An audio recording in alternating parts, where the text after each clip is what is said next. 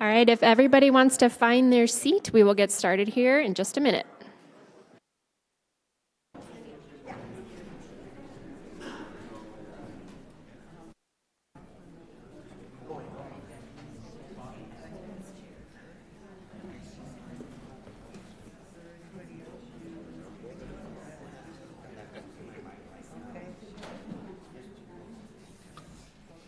All right, so welcome to our second legislative coffee of the year featuring District 7 and 8 representatives here today. So excited to have them.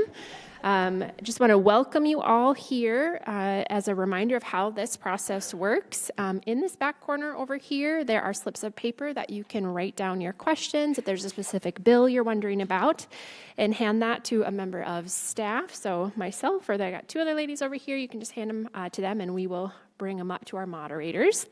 I want to do a thank you today for Cool Beans Coffee for providing the coffee. It is the house blend for the House of Representatives, which is very fun. So please enjoy. And thank you for Kwaku for being here to run kind of our tech stuff here on a Saturday.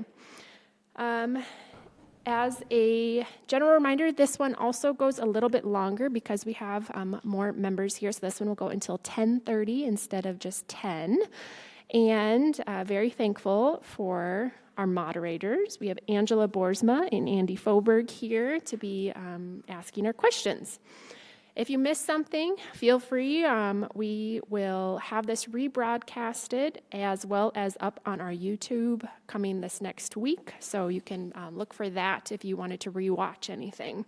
So now we're going to hand it over to our wonderful moderators to start the program. Thanks, Kirsten. Good morning, everyone. We're going to dive right into it because there's a lot of ground to cover. It's been an interesting couple of weeks. We're going to give everybody a quick chance to kind of walk through fast introductions. We'll start on this side with Representative Heuermann, and we'll kind of work our way around.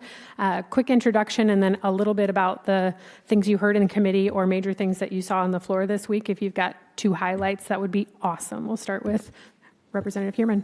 Sure, thank you. And thank you for the opportunity for pulling this together for us to be able to speak to everyone today. And thank you to Cool Beans as the prime sponsor of our caffeination station for the House of Representatives. We are grateful for you keeping us alert. I serve on the House Education and House Local Government Committees. Local government has not had a very high volume of bills at all this year. House Ed has had a lot of bills as well as kerfuffles. We continue in that fine tradition throughout the session so far. And this week was a really busy week for me. I was working all four of my bills within last week and this week, and all four have moved to the floor. So that was a highlight for me. Well, good morning, everyone. Thank you for being here. And thank you for everybody that Representative Heuermann just talked about that helped putting this on, especially the coffee. I'll disagree that it keeps the House awake. From everything I've seen, they don't need to just be awake. I think they're using it to kind of juice themselves up. Been watching some of the debates over there every so often. So, Tim Reed, I'm in my 10th year here in the legislature, and this year in the Senate, or this past year, and then this year, I serve as the chair of local government. And again, as we talked about, the bill load's been pretty light there. But then I serve on Health and Human Services. And I think an interesting conversation that has gone on in Health and Human Services has to do with insurance and providers and the reimbursement, and those providers also include the ambulances. And so there's been quite a bit of discussion there, a couple different bills that we've looked at, and I really see this coming to a crescendo in the next year or two because of premiums continue to go up, and we're still seeing that there's pressures that hospitals and the other providers and such need to have closer to what it costs, or at least at what it costs. And so I really do see that coming to a head in the next couple of years, something to be watching. We're heading up to crossover day, and that's where all the bills in the House of Origin, so all of the Senate bills for us in the Senate, have to be either passed or defeated. But the ones that pass, that's when they have to get them across to the House, and then, of course, vice versa, the House is doing that. So Monday and Tuesday become very busy days, especially if the committees still have bills. They have to be done with their bills on Monday, so you can have some very long meetings because of that. And then there's a good chance, unless almost all the bills are killed, that we'll have a longer floor session on both Monday and Tuesday. So thank you again for being here. Well, good morning, and thanks everybody for inviting us to join you. Casey Crabtree, Senator from District 8. Madison is where my family and I reside, and if you see me looking down at my phone here and either cheering or wrinkling up my nose, our youngest is playing in a conference basketball tournament this morning in the big middle school tournament down in West Central, and so my wife is texting me updates. And so if I start cheering, it's not because I like Tim Reed's message or anything like that. So a couple of things that from the week, just to point out.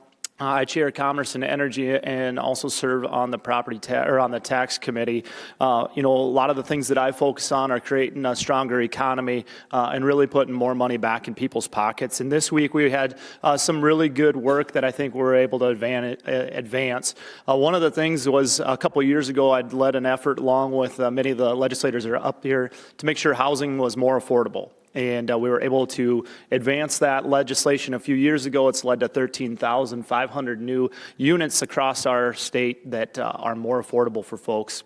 And we're able to advance some legislation this week that makes that a little bit better and enhances that for folks. So that is on the Senate floor Monday. We were also able to work through some of the property tax issues that we've been facing. There's a lot of ideas out there. There's over 60 ideas, most of them really bad. Really, a lot of them shift more taxes onto different areas. And so they're not really tax cuts, they're tax shifts.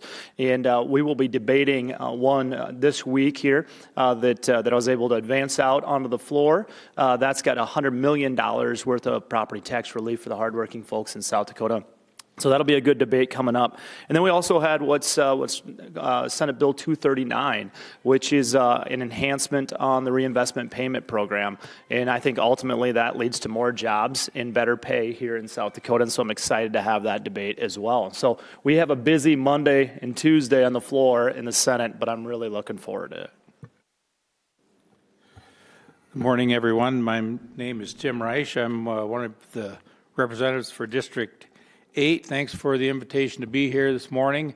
I sit on the House State Affairs Committee, House Judiciary Committee, and I'm the Vice Chair of the House Military and Veterans Affairs Committee. On State Affairs, we get a lot of bills through there. They run a lot of the big bills, the big question bills, the high visibility bills through State Affairs, whether they're, a lot of times they should be in taxation, but they run them through State Affairs. And so this year's an election year, right? We're going to elect a new governor, and there's a lot of bills that I call them election year bills, quite frankly. And somebody wants to get their name on a bill or get us to vote for something or get us to vote against something so that they could scorecard it. Quite frankly, I'm not running for re-election. But these bills, you can see them from a mile away.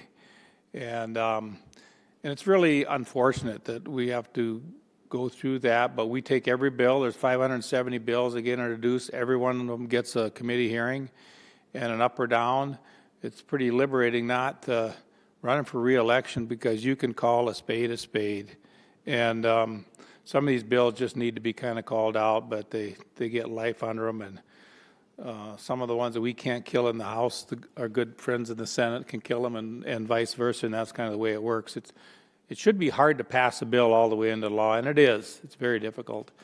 And I think we're killing a lot of the bad ones and saving a lot of the good ones, and so it's part of the process. Thanks for coming. Good morning. My name is Tim Wahlberg. I'm from Madison, part of District 8. Everybody kind of is familiar. District 8 is really strange. District 8 is everything of Lake County, Minor County, but the last western mile, I believe, and everything in Brookings, except for the city limits of Brookings, like Campbell and Aurora, and then all of Kingsbury County. And I don't know who the weird guy was that decided to do District 8. But anyway, I serve on judiciary and taxation. And when I was up here last year, we talked about hearing zero tax bills in taxation last year. Well, they're finally really starting to trickle through a little bit. And judiciary has been quite busy. If you've been following some of them, there's been some very heated, emotional topic bills. and I'm kind of an emotional guy. I have no problem shedding a tear when it needs to be. But as Tim talked, there's a lot of bills that come through that everybody has their heart and soul and passion into, and they put a lot of work into them.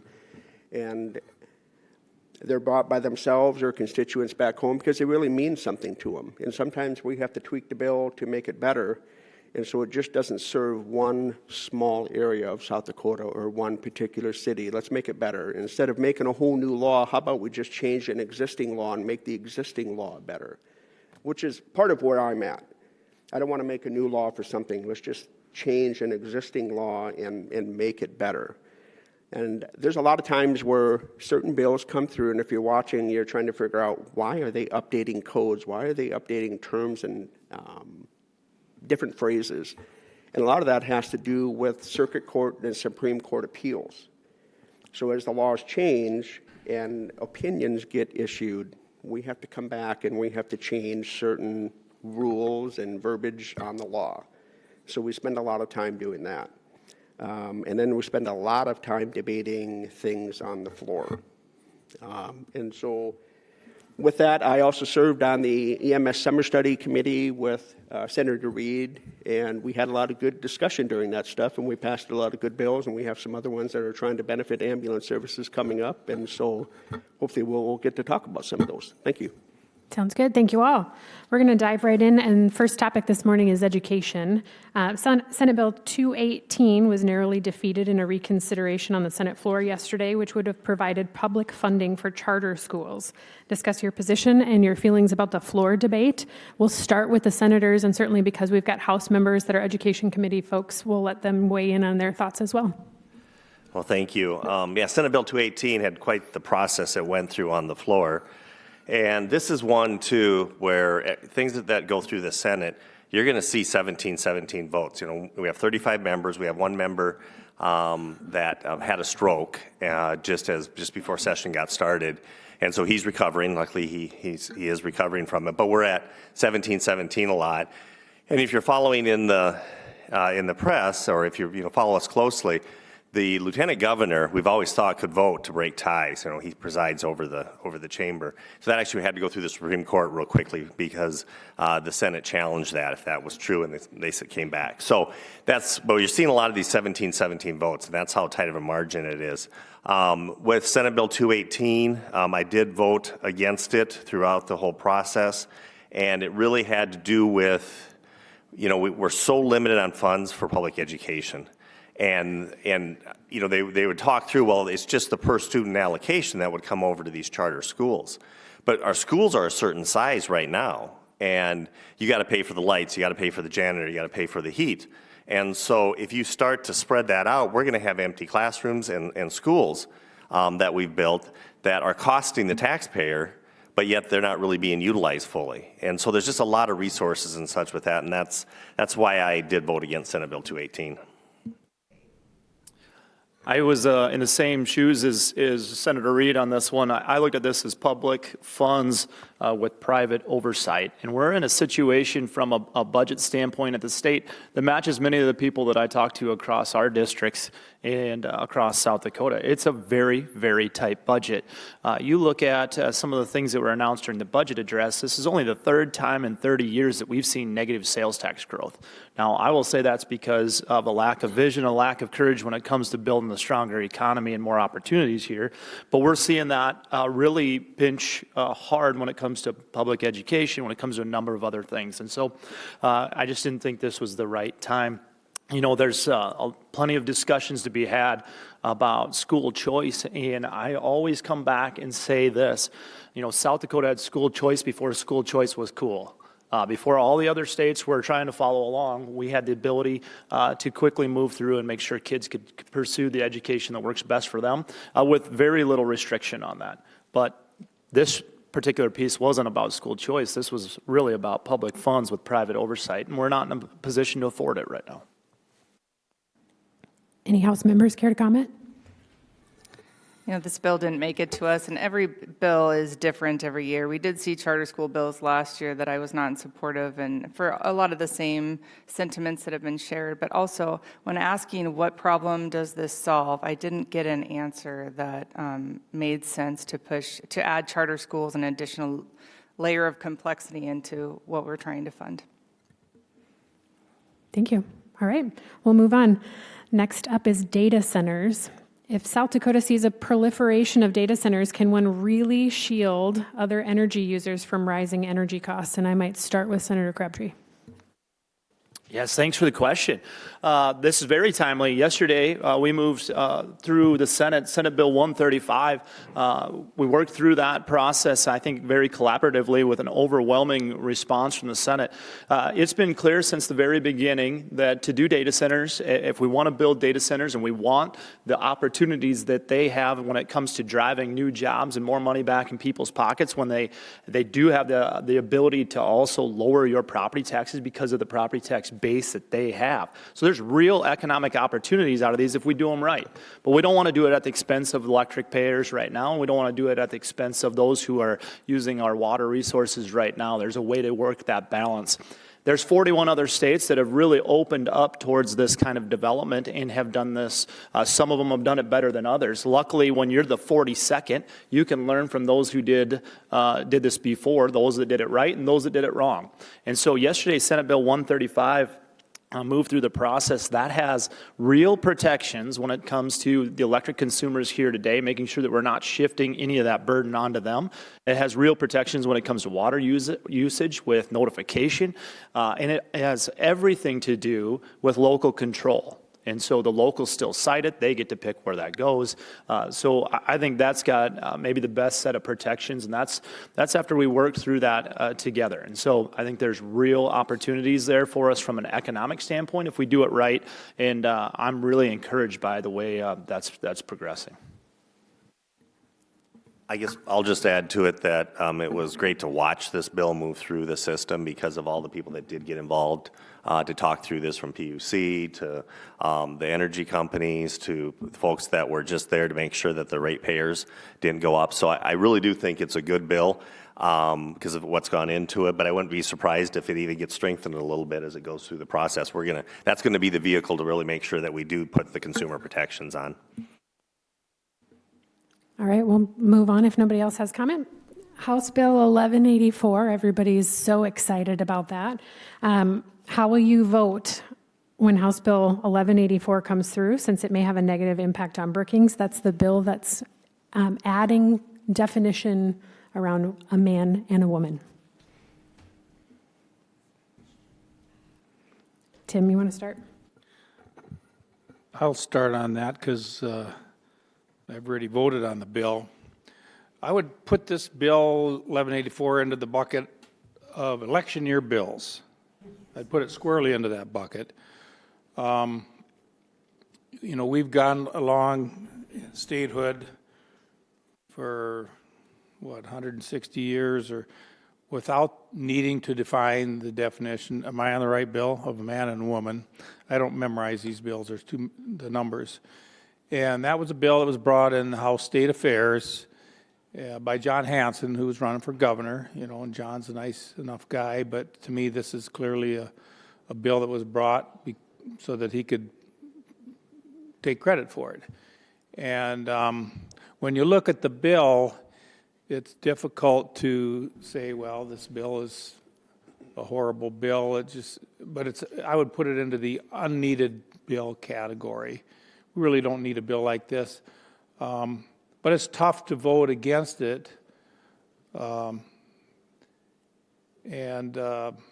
have been scrutinized a lot had I voted against it. The Democrats voted against it because they felt it was offensive to certain people, and so there was some contention there. I plugged my nose and voted for the thing, quite honestly.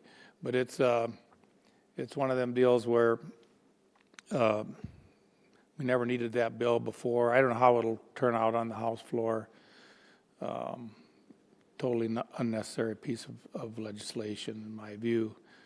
What I would say is that, it'll probably make it through the House floor, and maybe maybe it'll get killed on the Senate side. Now, we should all do our part, right? That bill was coming out of committee. There's no way that bill was going to get killed in the House State Affairs Committee just based on the people that are in there. But we do enjoy killing Senate bills on the House side, and we think they like doing it on the Senate side too, so we might need some help from our friends in the Senate on this one. Representative Wahlberg. Thank you.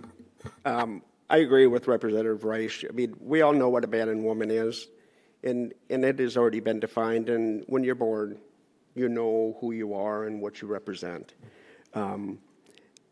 As this thing comes to the floor, before we hear it on the floor, I go back and listen to the testimony. But sometimes it's why we, again, people are passionate about certain things and they bring them forward and they have a lot of dedication to it. I would have to listen to the testimony just like I do every other time to know what I'm going to do. And if there's amendments and things that are made to it, I wanted to hear those things and what they get said. But this is the time of the year where we have a lot of bills that are coming through and a lot of amendments and testimony are being made. And it is not for me to judge how somebody wants to perceive themselves. But again, we all know what a man and woman is and how they were born at birth and what they want to change to be today. That's totally up to them. That's not for me to decide. Now, being a House bill, and just getting through state affairs, haven't studied a lot, but I know there's been some things in the press that I'm starting to read about it. But just as I approach almost every bill is there a problem? And so that's the bar they got to get across here. Is there a problem? And then does the bill actually solve that problem? And I think the discussion around election year is what's really playing into this. And so I can't say exactly how I'm going to vote. I know in first blush I'm against it because I just don't see where we have a problem. I would share something similar because, when you're out in Pierre, it gets so loud, particularly this year. And I have a list of rules that I follow to help me try to be as consistent as possible. And one of those is no matter the intent of the bill, some people bring a bill forward and they have really good intent or they have their heart in it. Don't vote for something that's broken or doesn't do anything, because adding unnecessary words matters. Adding the right words, that matters. So in this case, I would like to understand a little bit more. I haven't listened to testimony. This isn't on our docket yet, scheduled. I'm sure it'll be there shortly, but so I'll be reviewing those bills for next week over the weekend. But again, what is it actually trying to do? What is the objective? Does it actually do that objective? Will all be things that I will scrutinize this bill over to try to understand what problem it's trying to solve and if it does so.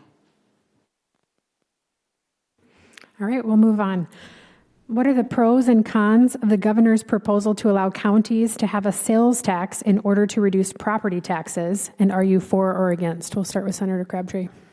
Yeah, great question. That came through Senate taxation. Of course, when there's some advantages to being governor, right? You've got a pretty cool house you live on next to the Capitol. You've got a great plane to fly around on. And then you've got a bunch of really smart people that will go and work the committees and the floors to try to get support behind your bill. And so the governor's office worked extremely hard on this. And their approach to this is that if the counties opt in to an optional sales tax, they'll use those sales tax numbers, sales tax revenue, to lower property tax in that area. So that's their angle on it, is they take that as a property tax relief piece. You can also make the argument, and I did in committee, that places that are more rural, you take District 8 for sure. District 8, in my opinion, would be subsidizing property tax relief in Minnehaha County. And so there's some really interesting conversations that are happening around it. It's on the floor this week. It's scheduled for Monday. It has to be done by Tuesday, but it's scheduled for Monday. We'll see if we hear it Monday or if we debate that Tuesday. But significant discussion, and I think it just goes back to the property tax relief discussion overall in the legislature. There's a real, I think, desire by the legislative body to try to find some sort of solutions that exist there. There's probably 2 or 3 legitimate ideas that are out there, and this would be one of them. But it's my feeling is everybody's just kind of a little bit lukewarm on it.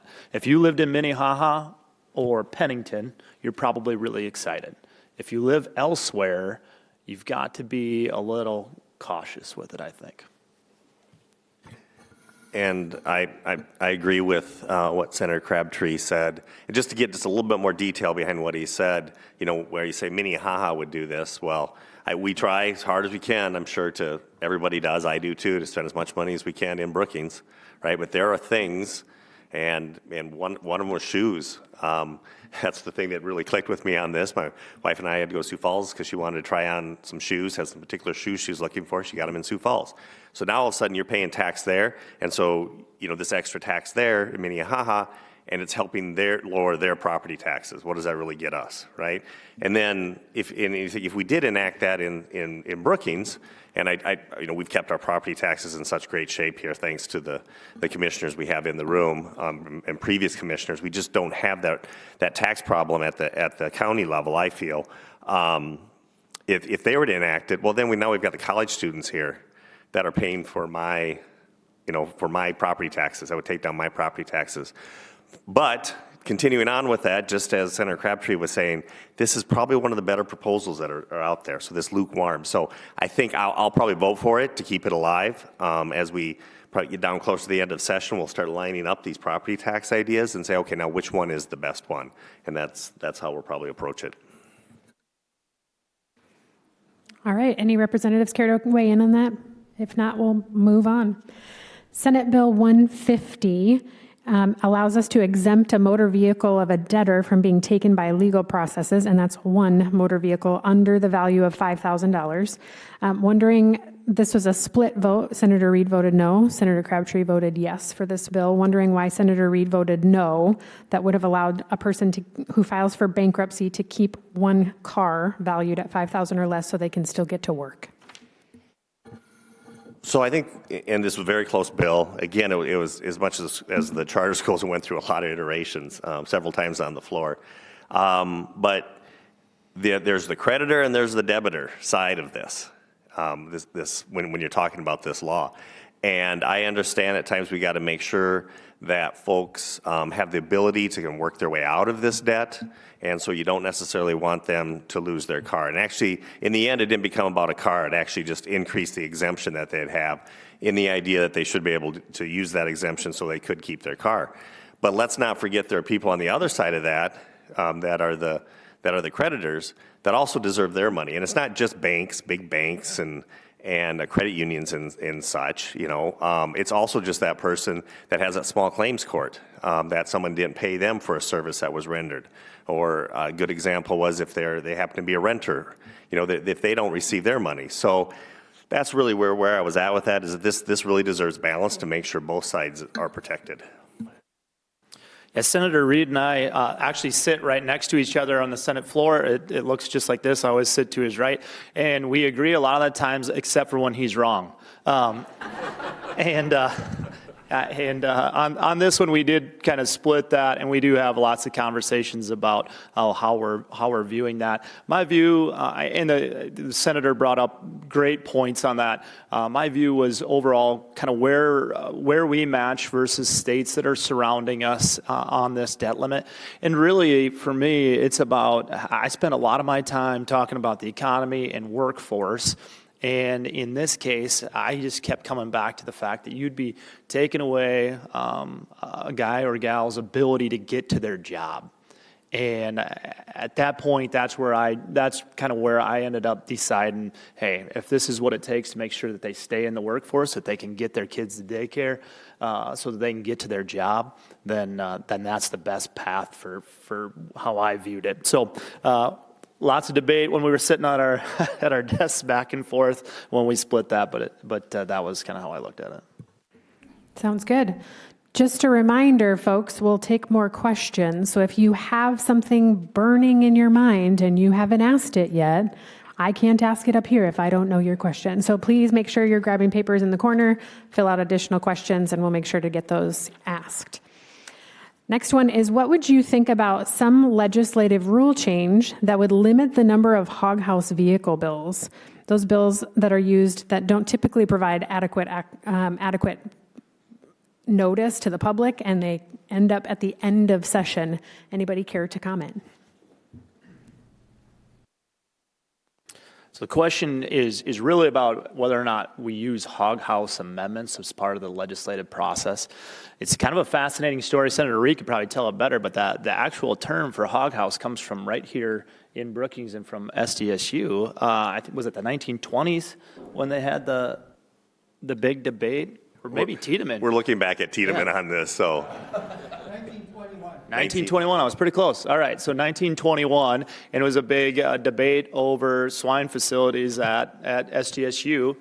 What actually happened, it burned down. Okay. Yeah, the sow unit burnt down, and in the middle of session. And so they needed funds, obviously very important to agriculture in South Dakota. They needed funds for it, and so they took a bill and did this, which when we say hog house is basically clearing out the whole, everything that's in the bill and completely putting a new bill inside of it. And we talk about that we have times that we have to have our bills in by, well, it was past that deadline. And so they put this into a bill, this method, and then called it a hog house.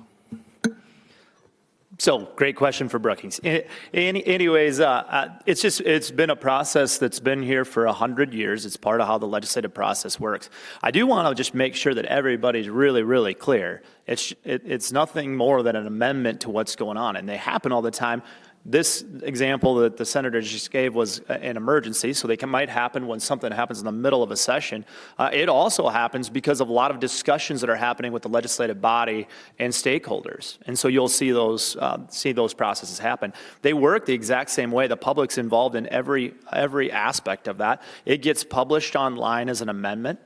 That's clearly visible for everybody. It goes through the same committee hearings as anything else. There's nothing that happens behind closed doors or that the public isn't a part of. So the entire process works the exact same. It's just nothing more than a substantial amendment.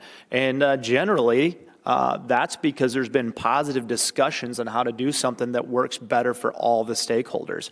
And so from a limiting standpoint, I'm not sure that you'd get better legislation by limiting that. I will add to that last year, there's also, we put a few, and they're called vehicle bills out there for this purpose. And so they're basically empty bills. And we turned around last year when they had, I don't know, do you remember, Senator? How many did they want to do last year? Was it like 5? Yes. 5 different bills. And we as a body and in caucus said, no, here you get 2.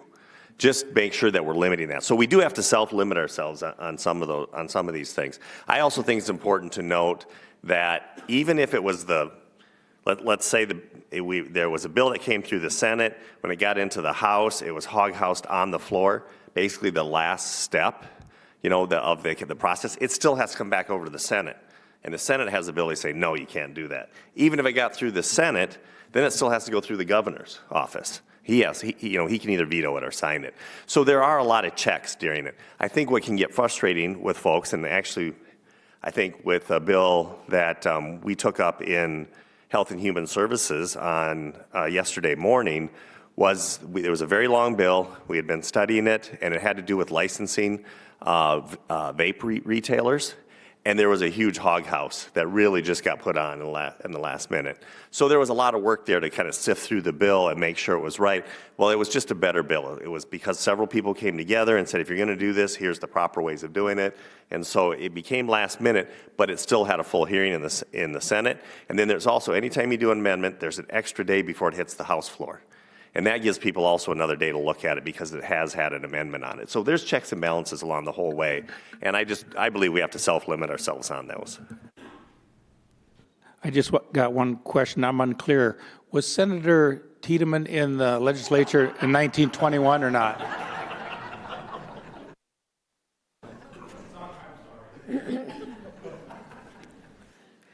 Just one more fun thing about that. We actually had a bill to put an addition on the hog house here, or this facility. And so we had a lot of fun with that. It's privately funded facility that's going to be an addition at the SDSU facility. And I got up, and you can question the prime, and I asked him if it was a hog house amendment. And he said he'd answer it, and then he turned around and said, that question stinks. Good to know there's still a sense of humor around here. We're going to talk about House Bill 1257, which is scheduled for committee hearing on Monday. That one is titled Regulating the Performance and Reporting of Abortions Necessary to Preserve the Life of a Pregnant Female and to Provide a Penalty Therefore. So the question is, if the life of the mother exception requires additional regulation and clarification, doesn't that suggest that the current law is too rigid for real-world medical emergencies? So how do we ensure doctors can act immediately, and how are you feeling about that coming into House State Affairs?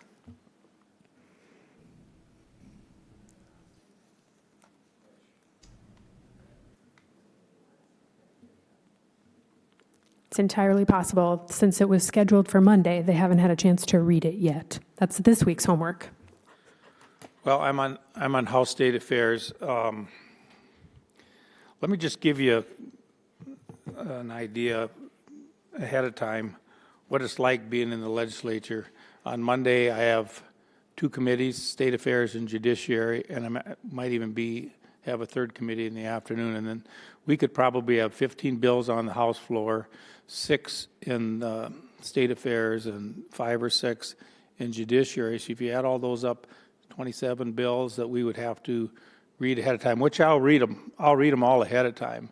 But when you ask about these bill numbers, and they're all important, a lot of times, if they're Senate bills, I don't even look at them because they might not make it out of committee, they might not make it out of across the Senate floor, and they might not be in my committee. And the first time I really have to worry about them is when they come on the House floor, if they make it that far. And so a lot of them get killed off somewhere or another. I haven't, could you repeat the question, and I'll do my best to answer it because I haven't read the bill. The question is, if the life of the mother exception requires additional regulation and clarification, doesn't that suggest that the current law is too rigid for real-world medical emergencies? I think it's a fair question. I guess I would say is that just because somebody filed a bill, that doesn't mean that that the premise it's based on is accurate. It's one person's opinion that this bill needs to be filed, and it could be very, very true. And I know Representative Heineman is a pro-life guy, and that doesn't necessarily mean the bill is required. Who knows where I'll go through on State Affairs? It'll probably make it out of State Affairs. But what I find is that I'm not a far right guy. Not that there's anything wrong with those guys. I'm a moderate, and I'm really one of probably 2 moderate Republicans on 2, sometimes 3 on State Affairs. House State Affairs is made up of all the leadership: the Speaker of the House, the Speaker Pro Tem, the Majority Leader, the Assistant Majority Leader, and all the whips. And then there's 2 Democrats, and then there's like one other guy on there that doesn't fit either, though, and I'm that guy. Because I'm not in leadership, I'm not a Democrat. And I end up being kind of in the middle. Representative Jameson, who is a whip, myself, we vote with the Democrats a lot, and sometimes Representative Baumiller comes along. And so, but a lot of times bills like this will come through there, and we have to rely on the the rest of the representatives on the House floor if it's not needed to clear it out. So I'm sorry I haven't read the bill yet. I will read it before Monday morning. But that's kind of how these things happen. And I wouldn't necessarily, based on the sponsor of the bill, I wouldn't necessarily put this into the election year bucket because Representative Heineman he's not the type of guy that would bring a bill like that just for election year politics. So I'm sure he's quite sincere on it. We'll give it the best look we can. But just because somebody brings a bill doesn't necessarily mean it's needed or that current law is flawed. I would just say that as far as addressing the specifics of the question. I guess what I'll add in section 3, and you probably saw us up here all looking at what is this bill. Hadn't heard anything about it till now. But section 3 really gets into some of the details about the justification, that makes the abortion not illegal. And my approach on this is I found a more of a liberal doctor and more of a conservative doctor. The medical professional will actually go to them and ask them, because the wording in this is really important when it comes to doctors. And so that's how I'll approach this. We're going to move on to Senate Bill 190. That's the parental rights bill. Again, this is another bill that was voted on the floor and then reconsidered and has kind of changed multiple times with multiple amendments. It initially passed Senate Judiciary, failed on the floor, was reconsidered, and then passed. Would love for the senators to talk about their position on that bill, and then that's scheduled for House State Affairs, I believe, next week as well. So if there's additional comment on the House side, would love to hear that. I'll go ahead and go first since it came through the Senate. And that was well described that it really went through a lot of different reconsiderations, amendments, adds. And I think that's one thing that's important too, because if you see amendments get added to the bill, sometimes that'll pick up people that had more of a single issue with something within the bill. This bill, it was a very all-encompassing bill, by the way. It dealt with school, a child in school, with counseling, with medical. It had some things with DSS and, child protective services and such in it. So it was a very broad, encompassing bill. And that was one place where I had an issue is that it was such a large bill on all of these issues that I think it might have been better to be separate bills as we talked through it. One of the issues was on the medical side of it, and that was changed. But basically, it was saying that that you had to wait for the parent before you made any choices when it came to any medical decisions. And in law, there is something that says there's a point to where if it's emergency situations, but it still made the medical professionals worried about it. And I even think the changes they made still didn't quite like it. They like the way the law is. That helps them understand what they need to do to serve something like that. Another example, and this was probably one of the major issues I had with that, is several years ago, I got a bill through that said someone that was 17 or older could have a sexual assault forensic medical examination without consent of their parent as long as they understood what it was. And so that was to help with what if the child's being abused in the home or someone that's being trafficked, that would help with that. This bill probably interfered with that. And so that was my major concern with why I voted no on it, is I thought it interfered with those kind of things. There's so many nuances to this when it comes to, protecting children. And we know they are abused in the home. And so I really come from a lot of concern with this. Now, on the other side of this is, and I got an email on it, and it was saying, well, now listen, in schools, we put the student first. And I totally believe they do. But how do you make sure that the family or the parents are 100% involved with all those decisions also? And so I think that still needs to be worked on, but I still continued to vote against this bill. I think that was a really great explanation by Senator Reed. Listen, I don't think there's anybody out of the 105 that serve in the legislature that doesn't believe in parental rights. As a father of kids that are in middle school and high school, certainly believe that parents have the ultimate right to make the best decisions for those kids. But the good senator to my left stood up and gave a speech on the floor that just talked about what could happen if a child was being abused at home. in a situation that could arise by the language that was in the bill. So it's more than the title; it's what was in the body of the bill.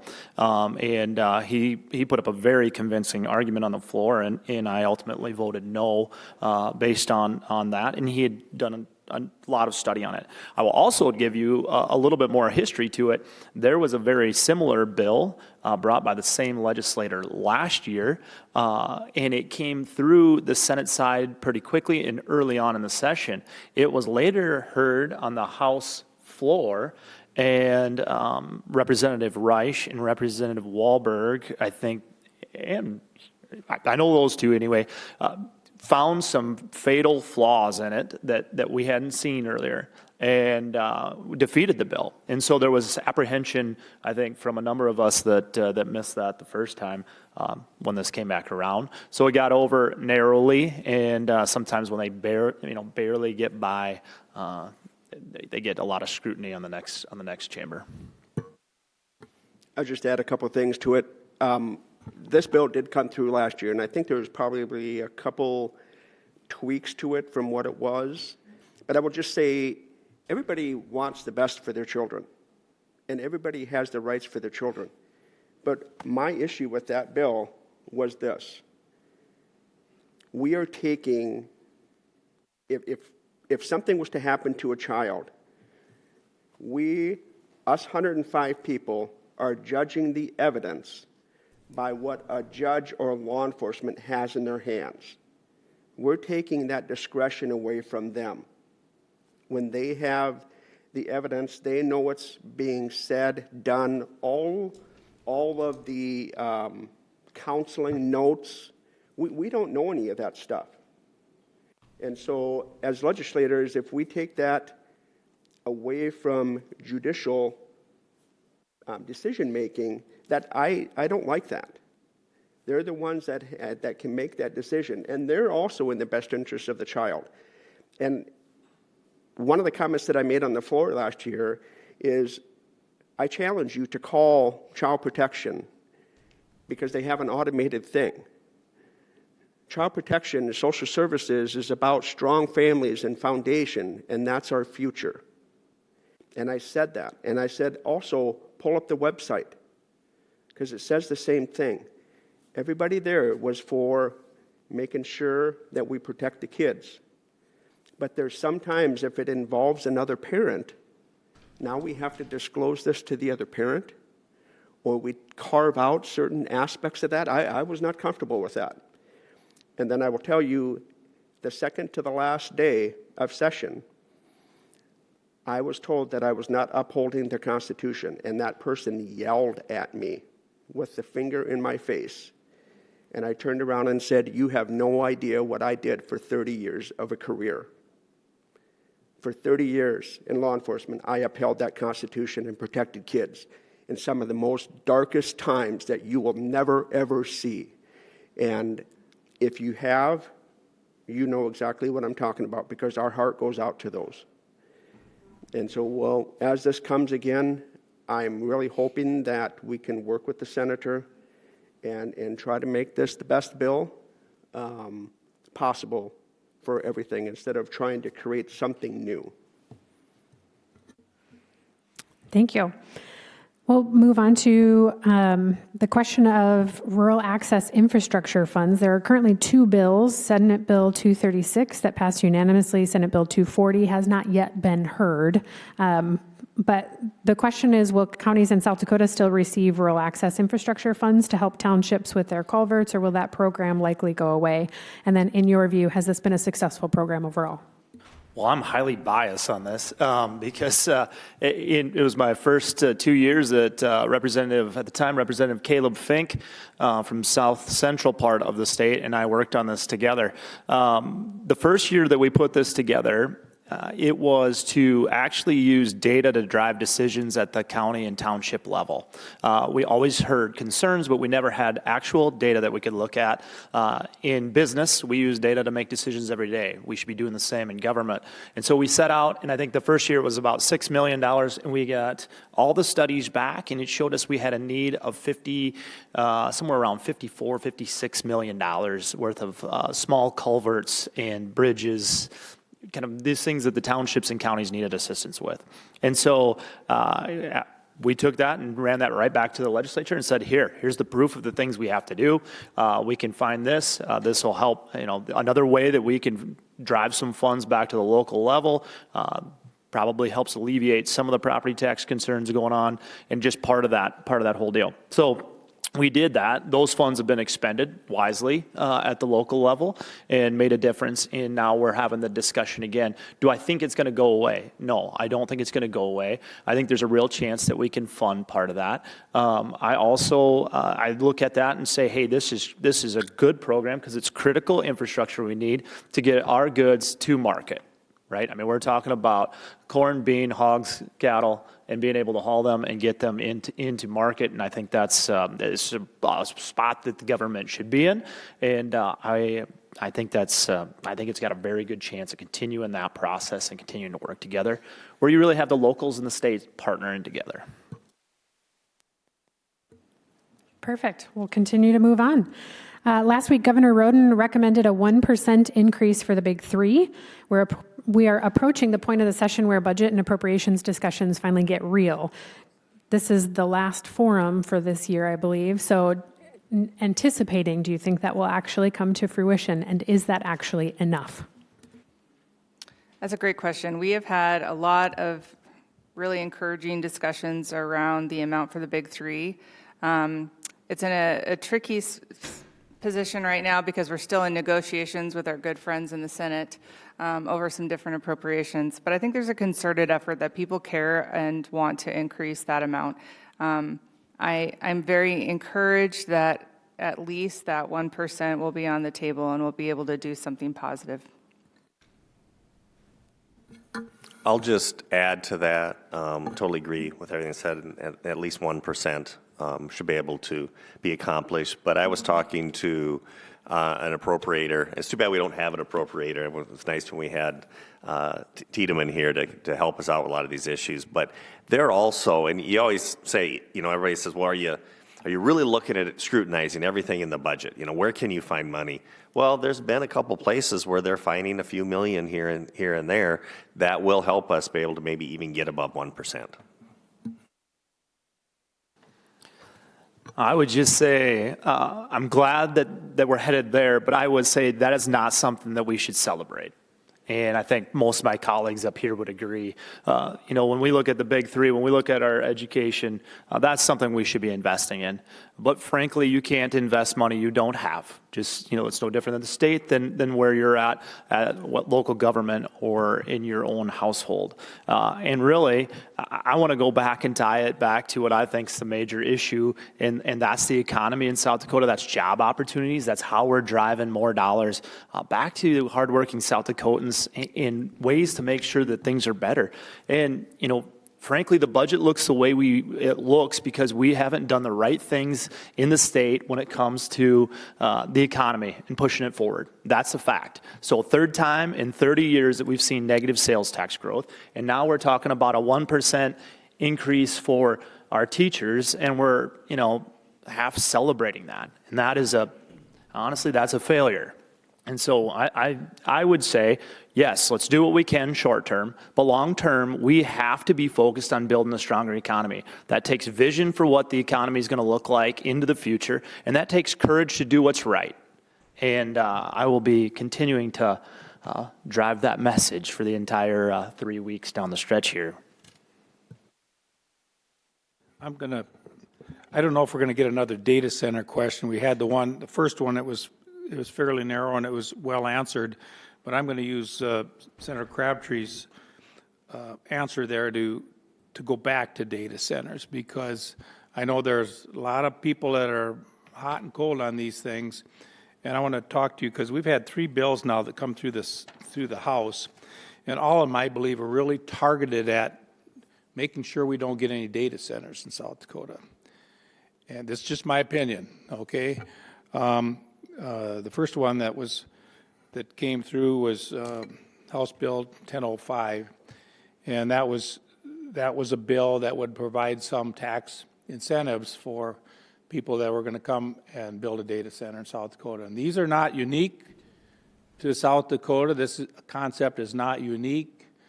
41 or 42 states have already got data centers, and they're not going to come to South Dakota unless we incentivize them.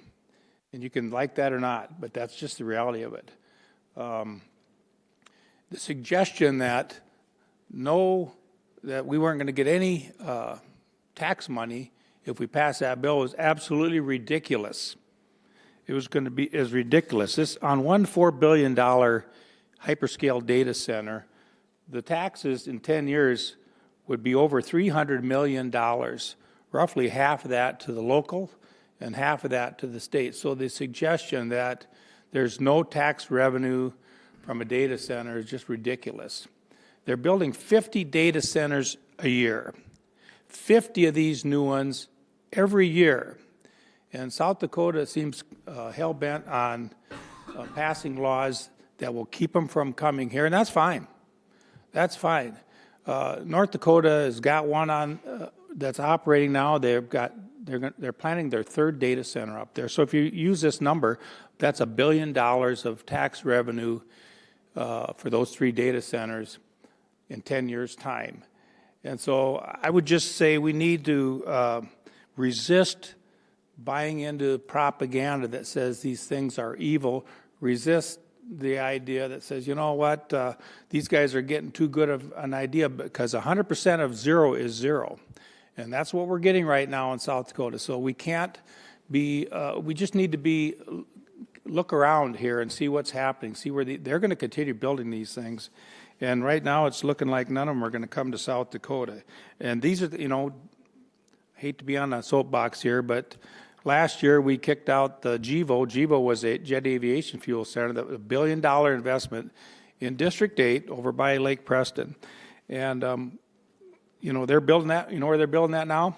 North Dakota, along with 3 data centers. And so I just hope that we would be open-minded enough to see that we need to do some things differently. These property taxes are eating us up. We need to be open to new ideas and be welcoming to new industry that can help relieve the property tax issue. Thank you. To carry on with the theme of economic development, there's been a lot of discussion about TIFs, whether they're good, whether they're not good, using that as a toolkit in the hands of economic developers in cities and counties across the state. Can you talk a little bit about your position on the use of TIF, and if there are actually any good bills that are part of that conversation? Yeah, thanks. So TIFs, for those that don't understand or know what those are, because it's kind of a unique tool, but it is the only tool that we have in South Dakota at the local level to drive the economy, to put more money back in people's pockets, to create good jobs. That's the only tool we've got. And TIFs sometimes come under attack by different folks who I think maybe just don't understand how they work, because a TIF actually pays for itself. The TIF pays for itself. There's no free money up front. It's generated by that investment that exists today. Lots of discussion. There were several bills that came out that early on in the session. We just heard the one in tax that is a good one. And I think all of us, of the 105, again, certainly myself, and I think the ones that are sitting up here, want to make sure that we're protecting taxpayers when it comes to any of these types of tools. This added a couple guardrails in to make sure that those are used properly. But I will remind everybody, everything about a TIF is a local decision. There is no state involvement. There is no state heavy hand on that. That is decided by the city. That is decided by the county. And it can be discussed and referred by the people who live there. So really, I'm glad we put some oversight into it so that there's some, I think, help guiding the decisions at the local level. But this is a local tool. and it remains a local tool, and it remains something that we absolutely need here if we want to create better jobs. And I think the good representative just talked about data centers. We've had other discussions over the last couple of years of things that look different here, and he's absolutely right. We've got a sector of the 105 who would rather burn it down than build it up. And that doesn't work if you want your property taxes lower. That doesn't work if you want, your neighbors or the next generation to have good jobs here. And it doesn't work, it doesn't work if you want more money driven back into your pockets. And so these types of tools are something that we need, and these types of tools are something that we need to be loud about building up. Other comments? Well summarized, Senator Crabtree. Nobody has any other things to add. Fantastic. Senate Bill 195. This was the bill to keep sales tax at 4.2%. So that failed in the Senate after a reconsideration vote yet again. We've got 3 of those that we've talked about today that were reconsiderations. So the sales tax will revert back to, or sunset back to 4.5% in July of 2027. This should bring back around $100 million to the state budget. What are your comments related to that? Well, we'll start off here on the Senate side, since it was a Senate bill and we just took care of it this last week. You have to go back in time. When did we do this, Senator? 2023. Yeah, 2023, when we were, I'd say, flush with revenue. And a lot of that had to do with COVID, all the funds that came through. And so we saw an opportunity that we could lower sales tax. Now, in our discussions, and this is where Representative Heerman talked about this, the negotiation between the 2 chambers, we decided that they wanted the tax break, but we were concerned about where we'd be at the future, right? And here we are today, just got done talking about the 1%, and fighting to get that, and that's not a celebration. And so there's always been a push just to, because they'll call it a sales tax holiday. That doesn't do any good. We should just set it so that sunset that's out here in a couple of years just completely goes away and we keep that. Well, we're in a period that we need those funds, and whether those funds go to help alleviate property taxes, which is something that's been talked about, or does it go someplace else, I just don't think we can afford for that to go as a permanent tax base today. Now, we'll see where we're at when it actually sunsets. I think that's a fair time to look at it. But I just don't think it was a good time to look at it now. We've got too many different issues in the state that we have to work through when it comes to funding. That was really well summarized by Senator Reed, and we agreed on this as well, and it was a very close vote there overall. What I find remarkable is in 2023, the Senate, I had a bill that we sent over to the House during these negotiations, and that was for property tax relief. And some of those folks from the House are now in the Senate and still fighting for this permanent sales tax relief when the senators explain where our budget problem is. And I'll also explain that there is nobody when you go across this state that is talking to you about making sure that you freeze the sales tax. They're talking to you about property tax relief, and there are ways we can use those dollars to provide that property tax relief. And so I was glad to see that defeated for the time being. There's still another year, so it isn't a tax increase by any stretch of the imagination, but there is an opportunity for us, I think, to take this temporary sales tax relief and put that back as property tax relief for folks in Senate Bill 118, which is coming up on the floor this week. Any other comments on that? All right, we'll move on. A little bit related to education spending and funding. Senate Bill 229 discusses the idea that capital outlay expenditures by school districts exceeding $50,000 would require a vote of the public. I'm curious how you feel about that dollar threshold that's been amended once already, and if there will likely be additional amendments when it comes to education and capital outlay expenditures.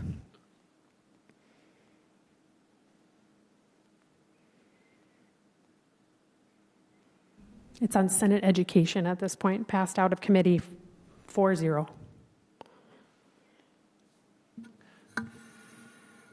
So this is a good time to talk about how many bills we actually have this year. And how hard it is to keep up. First I've heard of this bill. Yeah, sorry. It's just usually, and this, we've had discussions around capital outlay certificates before, because it is a topic, but I'm not sure what's in this bill. Now, I'm just going to go off the title. Title does not, necessarily say what's in the bill. But this whole idea of requiring an election for every single thing a school board does, we elect those folks to go in and do this job. And then if you don't like the job they're doing, then you have the chance, to elect somebody different the next time. And now there are certain things we do need that should be referred to the people. Like we talked about the governor's, the governor's bill for, letting counties add a sales tax. That's a big decision, I think, for a county. I see where that should either be referred or maybe has to be referred. But we keep getting into this where we're going to have an election. And a lot of times, these are about one person's beef within their county or within their school district. And so here we are when I think we do a great job here in Brookings. We don't seem to have, the battles around what we pay in taxes that go to the school boards. And now somebody wants to imply or, put a rule on us that makes it harder for us to do our job here when it's going fine. And that happens a lot. And it seems like a lot of the beefs are with Minnehaha County at times with some of the legislators. And I'm like, leave us alone in Brookings. We're doing fine. We've had this. We've had similar debates a number of times on the Senate side right now, and I find it funny because you have a lot of citizen legislators that ran on local control, is what they told you in the news, and have gone there and decided that they would like to make sure that the 40-day session is 365 days, and that the school board shouldn't decide anything, and that the county shouldn't decide anything, and nor should the city. And I find it ironic, honestly, when I look at those things, because for years we have elected good, I think, conservative spending people, folks that are community-minded leaders at the local level that have done a great job building our communities. And so there is a lot of discussion out there where I think folks are way over their skis on telling schools, telling cities, and telling counties how they should operate. I would just add to that. As someone sitting on the Brookings School Board for 6 years, I understand that work and I understand that job. The bills that have come forward in the last year and this year have been a pretty consistent attack on public education. And we want to tell schools to hang this on their wall in this many rooms and this certain size. And I mean, pretty soon we're going to be picking out carpet. We're going to be looking at paint swatches. I mean, if all this gets on a ballot, we're going to be able to wallpaper this room. That ballot's going to be so long. The school board members work really hard. They go door to door. They have elections. They get voted in just like we do. And for us to sit and peer and say they can't do the job that we have elected them to do is frustrating, and just one of the things that takes additional energy unnecessarily, in my opinion. So I have not read this bill. It's a Senate bill, and it hasn't gotten to me, but it has a similar vibe to some of the other bills that we've seen, which is removing that local control out of our elected officials. Well, this came up in-house with one of our representatives, and I was pretty outspoken for 10 minutes on it. And I'll just tell you, I have a little document. If you ever want to see it when we're done, I'll be happy to show you. There's 194 school districts in South Dakota. Of 194, 47 of those are now closed. Of those that are still open, 24 districts have a capital outlay of $500,000 or more. Of those 24, there are 2 that have a capital outlay of $1 million or more. Specifically, it is $3 million in Harrisburg and $11 million in Sioux Falls. I hope everybody understands how capital outlay funds work. Just because you have a $30,000 capital outlay, that does not mean that that school district is using it. That gives them that ability to use something. What are capital outlay funds used for? It is not used for teacher salaries. It is used for a school bus. Will that break down? Did something happen to your building that you have to fix? A window? We just approved this year, and hopefully it'll get signed by the governor, that capital outlay funds now can be used for insurance, building insurance. not insurance for staff, but for the building itself. We hear so much about teachers, teachers, teachers, teachers, and school, school, school, school, and we got to control them. Do you know that there are very few schools in here that don't have any capital outlay funds at all? Mitchell does not have any. New Underwood, Mount Vernon, Parker, Parkston. Some of these other schools, and I'd be happy to share this list with you, are doing a great job. Our schools are doing a good job of this. This really came down to a local issue in 2 areas. Then go deal with that area. Don't make the rest of South Dakota and other areas that are doing a good job managing their budgets have issues with their budgets. You're telling the school board and the superintendents that they're not doing their job.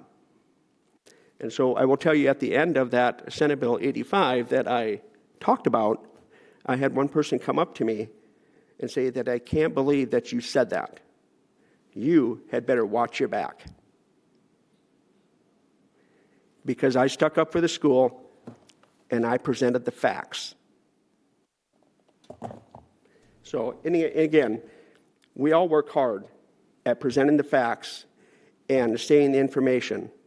And the more input that we can get from you folks on how you feel is beneficial to us, because we hear from the teachers and we hear from the schools. But sometimes all the interest groups that we do hear from are not from South Dakota. They're from outside of the area trying to influence us in what's best for you. We're going to continue talking about education. Thanks. We're going to continue talking about education, specifically the funding formula in the state of South Dakota and the sticky wicket that is. Are there any proposals that you have seen or heard for the revision of the school funding formula that you think actually have legs? I guess I would just share that the bills I'm seeing kind of skirt around it. Like maybe we work on this chunk and maybe we adjust this piece and tweak this. The funding formula is designed in such a way that it takes in the local effort and the need. And so these small tweaks around the edges could become problematic relatively quickly. I think it probably requires and deserves a more concerted effort and study on it. And I do agree that I think some tweaks perhaps are needed. I haven't seen or heard of a bill coming yet. Of course, we haven't seen all of our friends' Senate bills, but I haven't heard of anything that would adjust the formula itself in a way that makes sense to me right now. I'd just say the really good comments by the representative there. When you talk about school funding formulas and the way to work on that process, that has to be an executive and legislative branch-led effort together. You've got a legislative branch that is a citizen legislature. It meets for 40 days. Of course, those that are, I think, do a good job spend a lot more than 40 days focused on what those bills might be. But when you're talking about something like that, that has to be a joint effort that's led for over a summer period, over a year as you work through that. And the Blue Ribbon Task Force has done some good things for us in that time, but it's certainly the time where I think that has to be something that executive branch partners with, and that we take a really hard look at making sure that it is successful both at the local level and it works across our great state. All right. Addressing House Bill 1274 that passed out of House State Affairs yesterday. That is a bill that restricts the dispensing, distribution, sale, or advertisement of certain articles or things that are basically an abortion pill. And so that passed out of House State Affairs 10-2 yesterday. The question is, advertising is basically a form of freedom of speech. So how can a bill outlaw talking about an abortion pill?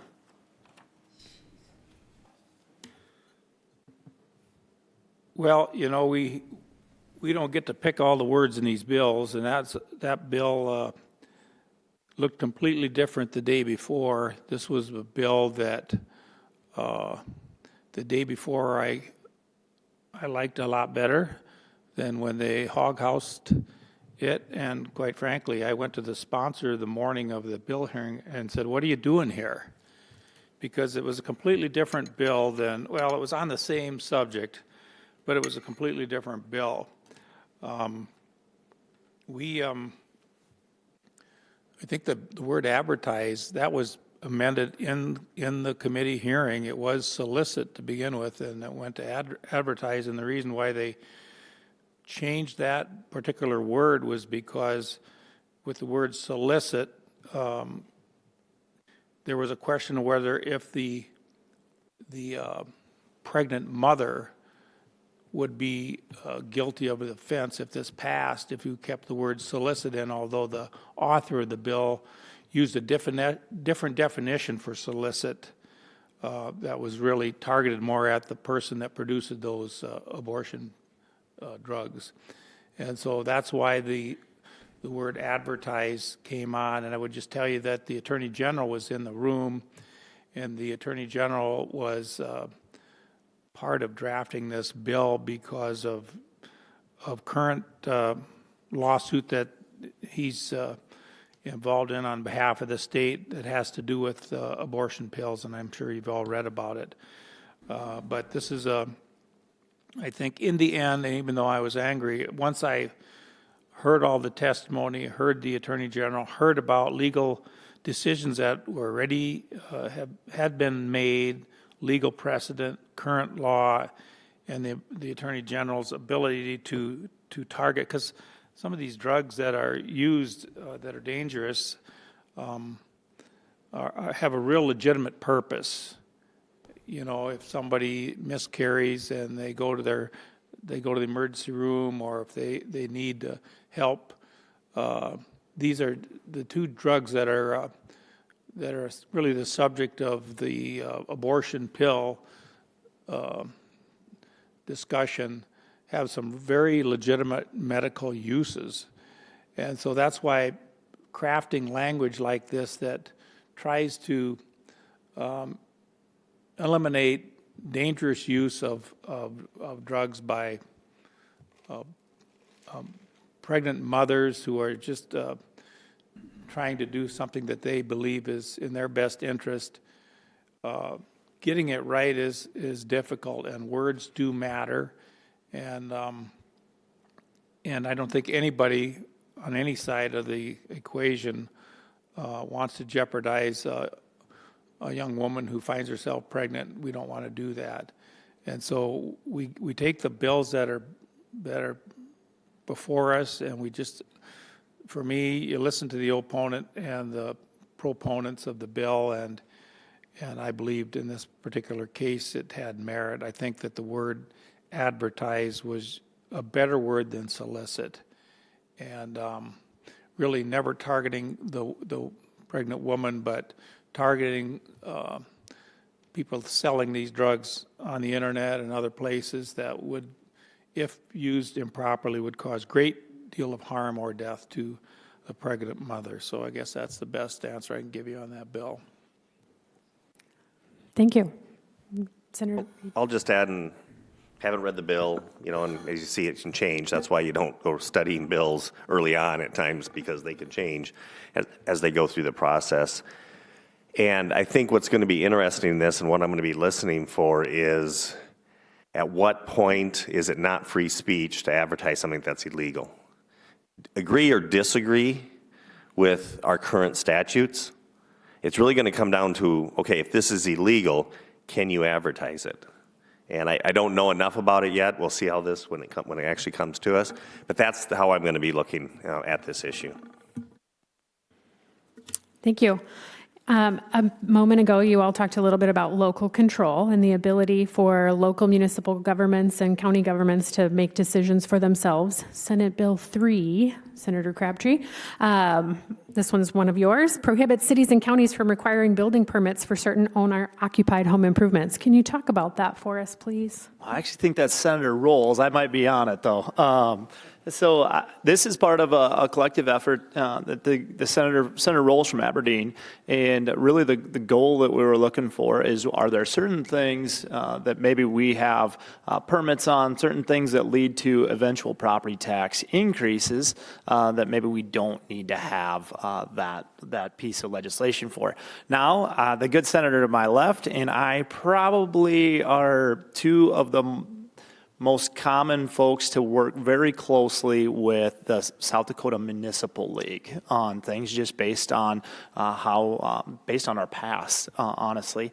And so this was one time that I didn't necessarily agree with where they were going with it, that I thought there could be a little bit of a chance to loosen up some of those things, and that it would eventually lead to a little bit less property tax relief when people make an improvement on their home. And so that's where I ultimately settled. Now, I think that got changed over in the House, and I'm not so sure that we just didn't wind up in a conference committee on this thing. So who knows where this ends here shortly. I will jump in. This started in House, I'm in the Senate local government, which I chair. And wouldn't you know it, it came down to 3-3, and I'm the last person to vote. And so as the chair, there are times you're voting for the, kind of really just into what the issue is, but then there's times you have to look at what it means coming to the floor. And this bill had a lot of popularity on the floor, so I did just vote for it. Because otherwise what happens, if I wouldn't have voted for it, it would have got what's called smoked out. And so the smoke out is a process you got to do. And then you got to vote to calendar it before you even see it. And I knew it was going to go through those processes. So I did vote for it in local government to go ahead and send it to the floor, but then I voted against it when it actually was on the floor, because I do think this is a place where we got to have more, we got to give as much local control as possible. But I also will say, and because it's local control, it's up to those folks that are operating there. They do have to be careful that it's not too onerous on homeowners, because homeowners want to fix their places up. And if you're a neighbor to that homeowner, you want them to fix their place up. So if they're replacing a door and it really doesn't do anything structural wise to the building, or to their home, you probably have to kind of take that into account, and should they really have to get a building permit. But again, they get to decide that. So this is a fun one because it's been through many of us at the table already. So I saw this bill at House Local Government, and I agreed. It also, at first glance, it seemed relatively harmless. We did remove out roofs in the House. There was still some consternation about siding, but I also heard from some very intelligent people within our district that there were questions around even windows, that window-related codes, any homeowner wouldn't probably reasonably know about tempered glass requirements in proximity to a shower or distance from a floor, egress sizing requirements for fire, life, and safety. And so since I had heard those concerns, there seemed to be enough reason to vote no. I was just grossly in the minority on this vote, and it did very favorably pass the House floor. So. Other people. Representatives Rice or Rahlberg want to discuss?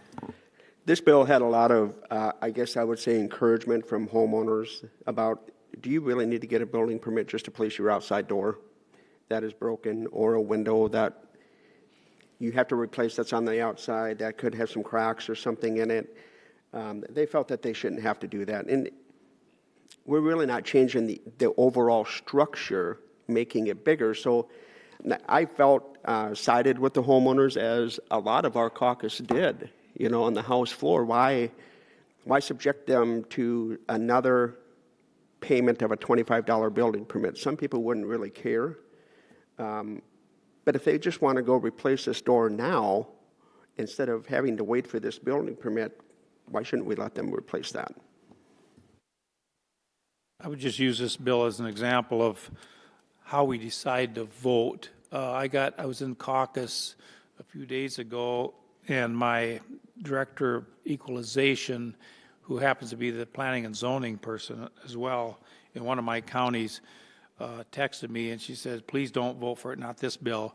it was a House bill that, it was one of Odenbach's House bills for property taxes. Don't vote for it because it would cause all sorts of problems at the level. And then this bill was also going to be heard that same day, and so I asked her about that. She said, I don't really care about this bill one way or the other. And I guess the point I'm trying to make is that we listen to, we can't be experts in the whole area of law. We're foolish if we think we can, but we do learn, I think, by being legislators, but we rely on other people to help us make decisions like this, and we rely on the voters in our districts. And we get so many emails, a lot of times all we can do is look at the subject and we know we've already read someone's opinion on that. But if we get a bill from, or an email from a constituent, District 7 or District 8, I know all of us will take the time to read that, and especially because we're interested in representing you. Now, we can't vote the way because we get them from both sides, but an elected official, I think Marty was in here, if the sheriff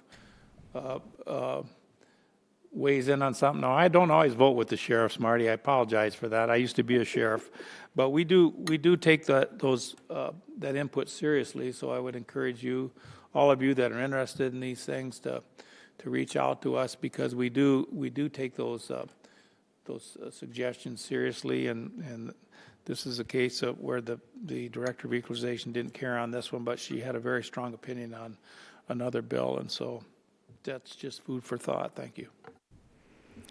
We're going to close it out with a comment from one of our audience members rather than a question. Just want to say I live streamed one afternoon of the session of the House floor debate and was exhausted. Thanks for all the work you do in Pierre. And with that, I think I'm going to allow you each to have a quick closing comment, and we'll call it a day.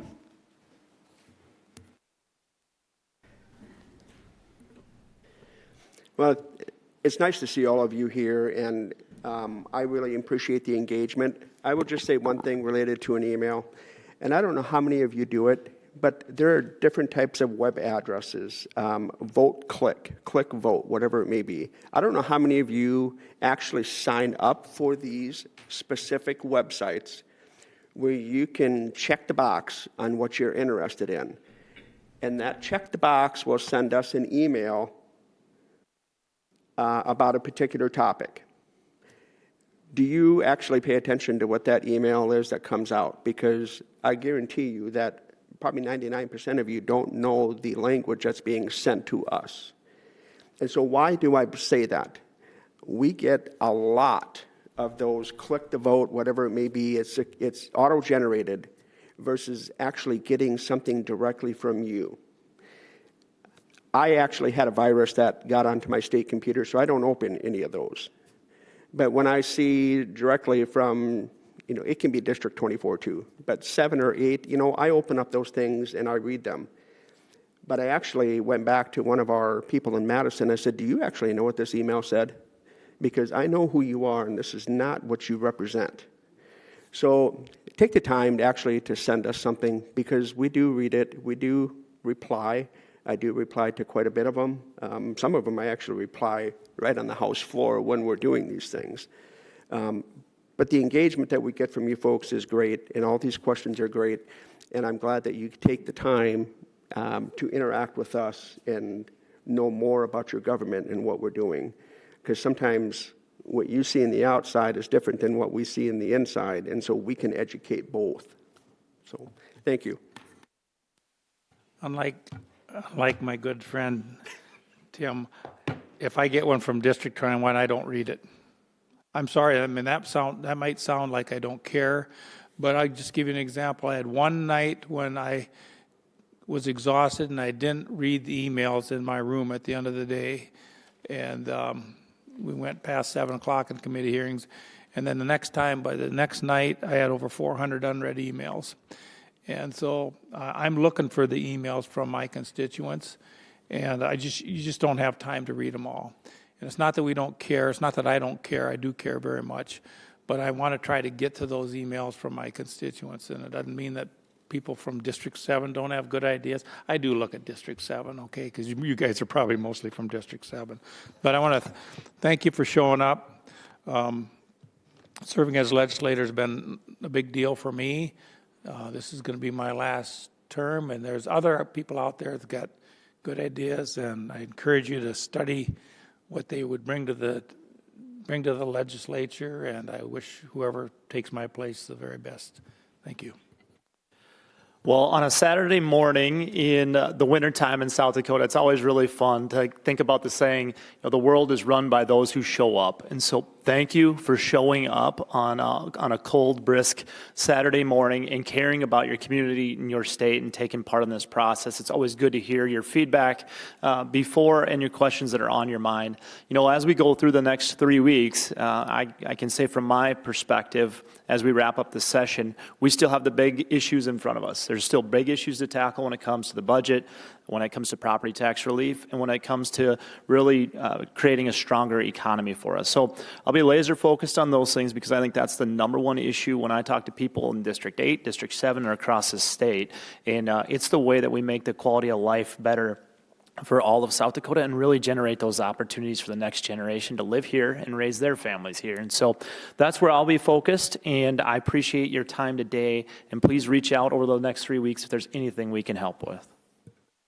Well, I'd also like to thank everybody for turning out. It's always fun when we go back to Pierre here next week, and people say, did you have a Cracker Barrel? And the positives that we're able to say about our Cracker Barrels. If you are watching on the Senate floor, and you happen to see, like I said, Senator Casey and I sit right beside each other, and we talk quite a bit about, hey, should we say this? How should we talk about this issue? But every so often, you may see me go, put my hand on his shoulder, or am I shaking his head? I'm like, no, Casey, you should not say that. So it's good to have somebody to balance that kind of that with. Back to Representative Wahlberg, same thing. I was getting a bunch of form letters, and at least spinning to the bottom to say, okay, were they from our district? But they were exactly the same. Happened to see that, wait a minute, I know this person. I have their phone number in my book, so I called them, right, to talk about this issue. Then I also received another email that was the form letter, but it was below it. And instead, he even said in there, this is what they told me to say, but this is what I want to tell you. It had a huge effect on my vote on that issue in committee. And so just realize that. We want to hear what you think, not the form letters. So I always appreciate everybody reaching out with all these issues. And, we'll work as hard as we can for you, through the rest of the days of session. Well, this has been really great, really good questions. I do want to mention, I feel so fortunate to have these people to work with at this table. They put in the work and they show up and they are great to bounce things off of, and they're very level-headed humans. And so I've been very appreciative and grateful, especially to the general, and we're going to miss you next year for sure. And I gave an update last time around a couple of different bills that will be protections for the vulnerable and some protections for elderly from scamming. And I just wanted to share that both of those are moving forward into the Senate. And so we're very excited to see that progress. And I'm looking forward to seeing how my colleagues are able to work those on the other side. Thank you so much for coming out. All right, so that concludes today's event. Thank you all for coming, and thank you all for being here. A few reminders that this will be rebroadcast on Swiftel Channel 20 and Mediacom Channel 9 today at 9 p.m., tomorrow at 6 p.m., and then on Monday at 6 p.m. as well, and then up on the Chamber's YouTube page early next week. And have to put in a plug that the farmers market is going on right now. So if you don't have anything to do for the next hour and a half, highly recommend heading to the 5th Street Gym, just a block and a half away from here, to shop with some local vendors. So thank you for coming out today, and have a good rest of your day.